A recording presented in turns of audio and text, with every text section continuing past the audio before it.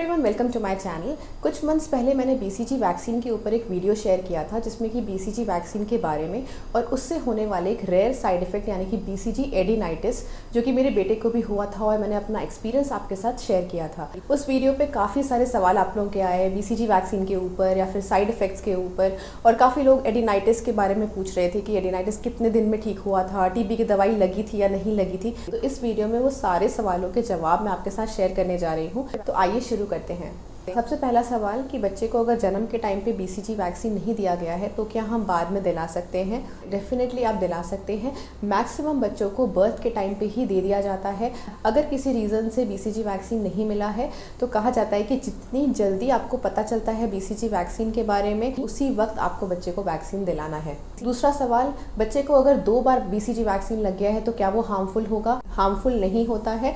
अगर 2 बार लग भी गया है तो उससे कोई फ़र्क नहीं पड़ेगा बच्चे को। उसके बाद सवाल आता है कि 3 महीने हो गए हैं, 4 महीने हो गए हैं पर बच्चे को अभी तक बीसीजी वैक्सीन का दाग नहीं बना है। सबसे पहली बात कि स्टडीज़ के अकॉर्डिंग 1 to 15% जो बच्चे होते हैं उनमें बीसीजी वैक्सीन का स्कार नहीं बनता है। और कभी कभी पहली बार घाव आने में ही बच्चे को 3 महीने लग जाते हैं। जैसे कि अगर बर्थ के टाइम पे वैक्सीन लगाए तो कभी कभी 3 महीने तक आपको वहाँ पे कोई भी दाग नहीं दिखेगा और धीरे धीरे वो दिखना शुरू हो जाएगा। इन केस अगर बच्चा उन 1 to 15% बच्चों में है कि दाग नहीं बन रहा है, कोई निशान ही नहीं आ रहा है वहाँ पे, तो वो आपके डॉक्टर डिसाइड करेंगे कि बीसीजी वैक्सीन दोबारा देना है या नहीं देना है। ये एक कॉन्ट्रोवर्शियल चीज़ है। बहुत से डॉक्टर्स प्रेफर नहीं करते हैं दोबारा देना और कुछ डॉक्टर्स रिपीट करते हैं। तो जैसे कि मैंने आपको बताया कि अगर वो रिपीट होता भी है तो बच्चे के लिए तो बिल्कुल भी हार्मफुल नहीं है। तो अगर आपके डॉक्टर सजेस्ट करते हैं कि दोबारा वैक्सीन कराना है तो आप सेफली करवा सकते हैं। उसके बाद अगला सवाल आता है कि बीसीजी वैक्सीन लगाए हुए 3 महीने हो गए हैं पर बच्चे का घाव ठीक नहीं हो रहा है। मतलब जहाँ पे बीसीजी वैक्सीन दिया हुआ है वहाँ पे जो घाव बनता है, जो नेचुरली घाव बनता है, वो ठीक नहीं हुआ है।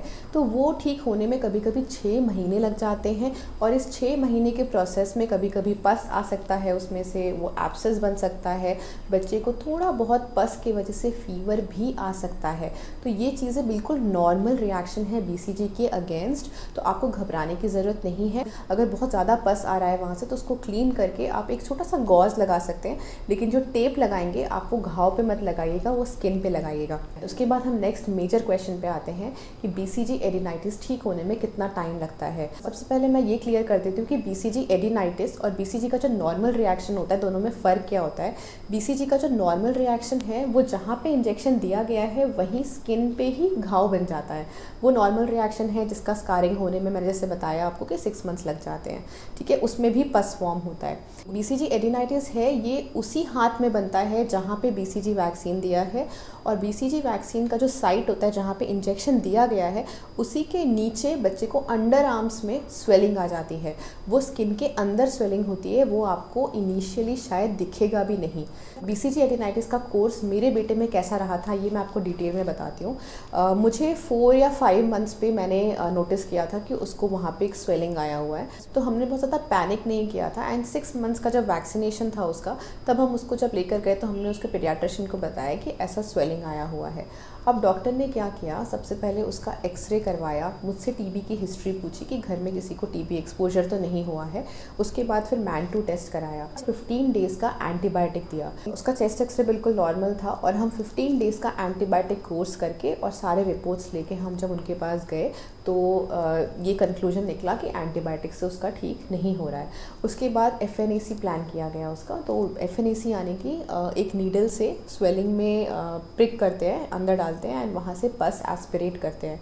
तो जो पस का जांच हुआ, पस का जो टेस्ट हुआ उसमें सब कुछ नेगेटिव था, कोई भी इन्फेक्शन नहीं था। फाइनली उसका डायग्नोसिस बना बीसीजी एडिनाइटिस, बीसीजी लिम्फ एडिनाइटिस, मतलब कि वैक्सीन की वजह से लिम्फ नोड में स्वेलिंग आया है। इसके बाद हमारे पीडियाट्रिशियन ने हमें पीडियाट्रिक सर्जन के पास रेफर कर दिया कि आप स्वेलिंग को निकलवा लीजिए।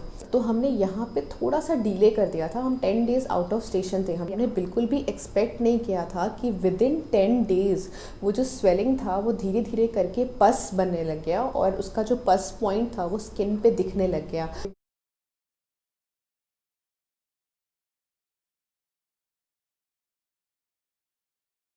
तो जब हम वापस आए और हमने इमीडिएटली पीडियाट्रिक सर्जन के पास गए तो उन्होंने कहा कि इसका इमीडिएट इंसिजन एंड ड्रेनेज, यानी कि एक छोटा सा ऑपरेशन होता है जो बिल्कुल शॉर्ट जीए में, मतलब कि थोड़ी देर के लिए, जिसमें बच्चे को बेहोश करते हैं, जो प्रॉपर जो जनरल एनेस्थीसिया होता है वो नहीं रहता है, एक मेडिसिन देके बच्चे को बस सिडेट कर दिया जाता है, मतलब नींद में कर दिया जाता है। तो वो करके उसका पूरे स्वेलिंग में छोटा सा कट देके के उसका पस बाहर कर दिया गया। और मान लीजिए कि अगर ये सर्जरी उसकी टाइम पे नहीं होती और वो पस अगर बर्स्ट हो गया होता तो उस घाव को हील होने में बहुत टाइम लगता।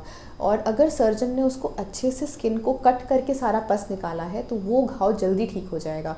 और जिस स्किन को बहुत ही गंदी तरीके से फट के अगर पस बाहर आया है तो उस स्किन को हील होने में बहुत टाइम लगता है। तो इसीलिए हमने फटाफट उसकी सर्जरी कराई और जो पस निकला उसमें से उस पस को टेस्ट सैंपल के लिए फिर से भेजा गया और उसमें भी सब चीज़ नेगेटिव आया। रीसेंट स्टडीज़ के अकॉर्डिंग अगर हम देखेंगे तो बीसीजी लिम्फेडेनाइटिस में टीबी की दवाई की ज़रूरत नहीं होती है। जो सीनियर डॉक्टर्स हैं वो पहले की स्टडीज़ अगर फॉलो करेंगे तो उसमें टीबी की दवाई देने के लिए बोलते हैं।